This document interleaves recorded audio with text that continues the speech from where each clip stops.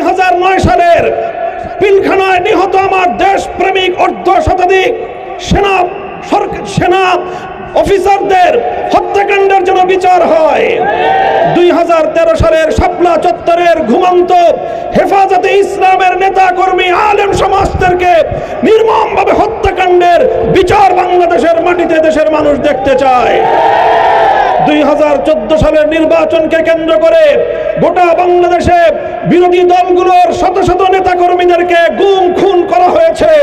এই সকল গুম খুনের বস্তুনিষ্ঠ তদন্ত এবং তার বিচার নিশ্চিত করতে হবে।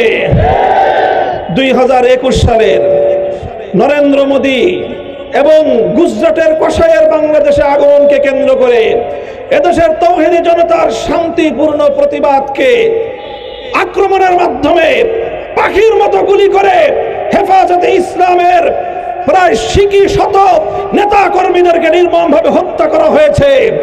আমার হাটহাজারী মাদ্রাসার ছাত্রদেরকে হত্যা করা হয়েছে।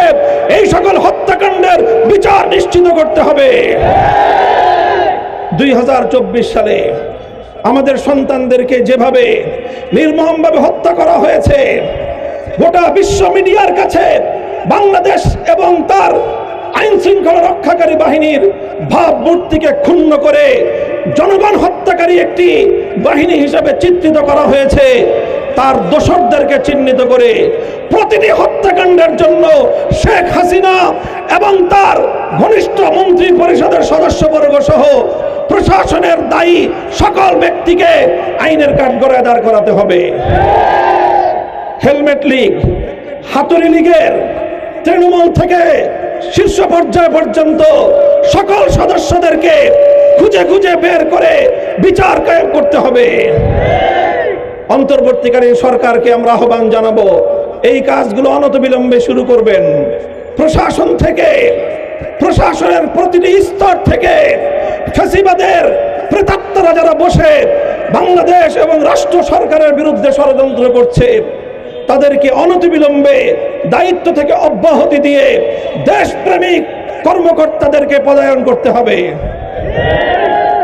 প্রিয় দেশবাসী, আমরা অন্তর্বর্তীকালীন সরকারকে স্বাগত জানিয়েছি, ধন্যবাদ জানাই। ইতিমধ্যে তারা অনেক সেই পতিত সরকারের অত্যাচারী খুনি যাদের হাত আমার সন্তানদের, আমার ছাত্র জনতার রক্তে রঞ্জিত হয়েছিল, তাদের অনেক রুই কাতলা ইতিমধ্যে অন্তর্বর্তীকালীন সরকারের প্রশাসন এবং আইন শৃঙ্খলা রক্ষাকারী বাহিনীর জালে ধরা পড়েছে। কেউ ডাঙায় ধরা পড়েছে, কেউ পানিতে ধরা পড়েছে। এভাবেই যেন গোটা বাংলাদেশকে তন্ন তন্ন করে অনুসন্ধান চালিয়ে সকল হত্যাকারীদেরকে যেন আইনের হাতে সোপর্দ করা হয়। প্রতিটি হত্যাকাণ্ডের জন্য সঠিক ন্যায় বিচার এদেশের মানুষ পায়। 2009 সালের পিলখানায় নিহত আমার দেশপ্রেমিক অর্ধ শতাধিক সেনা অফিসারদের হত্যাকাণ্ডের জন্য বিচার হয়। 2013 সালের শাপলা চত্বরের ঘুমন্ত হেফাজতে ইসলামের নেতা কর্মী আলেম সমাজদেরকে নির্মমভাবে হত্যাকাণ্ডের বিচার বাংলাদেশের মাটিতে দেশের মানুষ দেখতে চায়।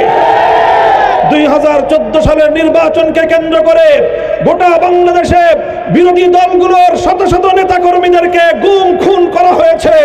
এই সকল গুম খুনের বস্তুনিষ্ঠ তদন্ত এবং তার বিচার নিশ্চিত করতে হবে। 2021 সালের নরেন্দ্র মোদী এবং গুজরাটের কসাইয়ের বাংলাদেশে আগমনকে কেন্দ্র করে এদেশের তৌহিদি জনতার শান্তিপূর্ণ প্রতিবাদকে আক্রমণের মাধ্যমে পাখির মতো গুলি করে হেফাজতে ইসলামের প্রায় শত নেতা কর্মীদেরকে নির্মমভাবে হত্যা করা হয়েছে। আমার হাটহাজারী মাদ্রাসার ছাত্রদেরকে হত্যা করা হয়েছে। এই সকল হত্যাকাণ্ডের বিচার নিশ্চিত করতে হবে।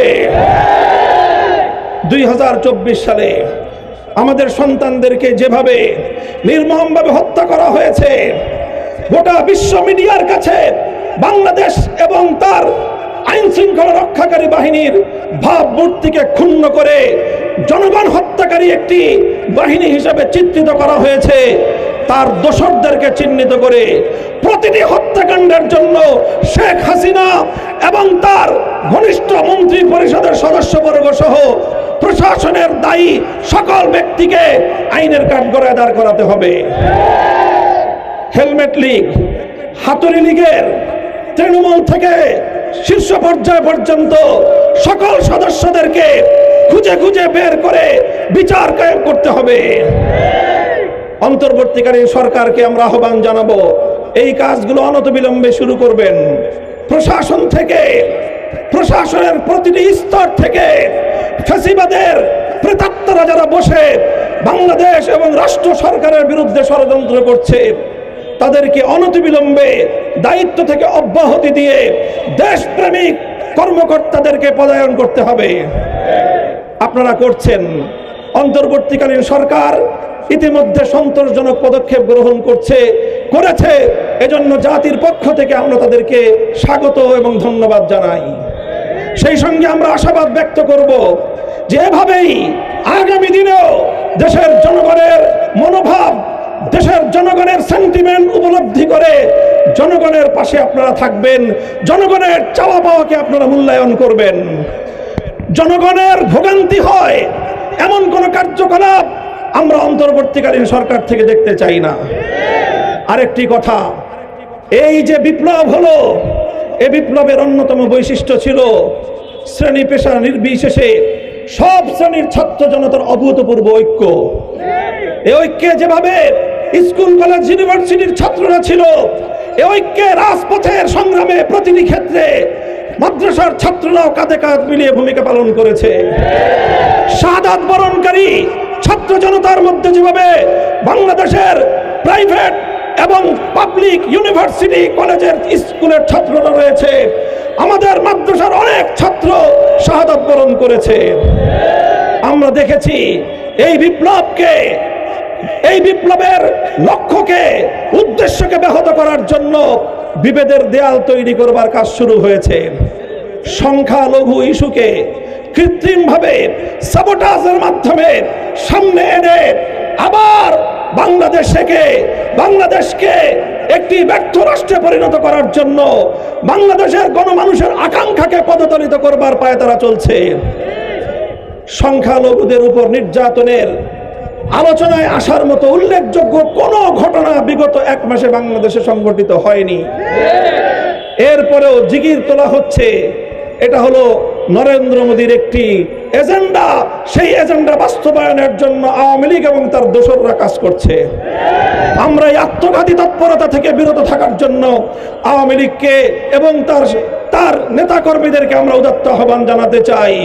খবরদার, দেশের বিরুদ্ধে সাম্প্রদায়িক উস্কানি দিয়ে বাংলাদেশের বিরুদ্ধে গোলযোগ নৈরাজ্য সৃষ্টি করবার কোনো অপচেষ্টা করবেন না। এদেশের মানুষ বরদাস্ত করবে না। আমরা অন্তর্বর্তীকালীন সরকারের কাছে আরেকটি প্রত্যাশা রাখি যে এই দেশ, এই বিপ্লব, এই অভ্যুত্থান সংগঠিত হয়েছে বাংলাদেশের স্বাধীনতা যুদ্ধেও যে ঘোষণা ছিল কোরআন সুন্নাহ বিরোধী কোনো আইন, কোনো কার্যকলাপ বাংলাদেশে চলবে না।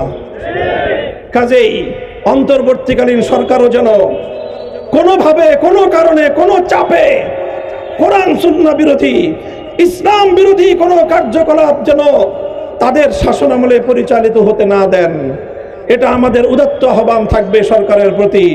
আমি আজকের গণমিছিল পূর্ব এই সমাবেশ থেকে আমরা আপনাদের সকলকে আজকের এই সমাবেশে উপস্থিত হওয়ার জন্য ধন্যবাদ জানাচ্ছি। আজকের এই 15ই আগস্টের এই সমাবেশ ঢাকা মহানগরীতে পালিত হচ্ছে। আগামীকাল 16ই আগস্ট জুমাবার বাদ জুমা সারা বাংলাদেশে দেশব্যাপী নৈরাজ্যবাদ বিরোধী বিক্ষোভ কর্মসূচি ঘোষণা করছি। সারা দেশের জেলা থানা পর্যায়ে বাংলাদেশ খেলাফত মজলিসের নেতৃত্বে দেশবাসীকে আহ্বান জানাচ্ছি, মাঠে নেমে আসুন। অর্জিত এই বিজয়কে সাফল্যমণ্ডিত করে রাখার জন্য, এই বিজয়কে অব্যাহত এবং এই বিজয়ের উদ্দেশ্যকে মঞ্জিল পর্যন্ত পৌঁছানোর ক্ষেত্রে অপশক্তির বিরুদ্ধে রাজপথে প্রতিরোধ গড়ে তুলুন।